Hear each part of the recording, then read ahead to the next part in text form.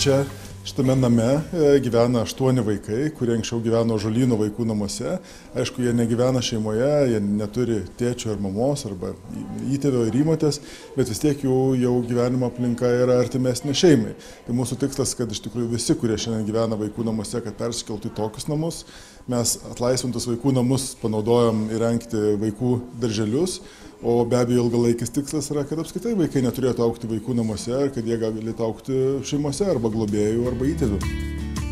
Šitas gyvenimas šituose namuose jiems yra daug mielesnis, atsirado nuoširdesni, atviresni santykiai su suaugusiais, jie labiau saugo savo asmeninius daiktus bei draugiškiau žiūri vienas kitą. Man čia geriau. Čia nauji langai, ten seniai visai buvo. Čia viskas pasikeitė. Nauji baldai. Vilniečius iš tikrųjų dar norėčiau atskirai pakviesti, kad jeigu turite, tarkime, butą arba namą apie 120 kvadratinių metrų arba didesnė, mes labai kviečiam jūs išnuomoti tą namą būtent savivaldybei, kad galėtume panaudoti būtent įrengimui tokios šeimynos buvimo vietos.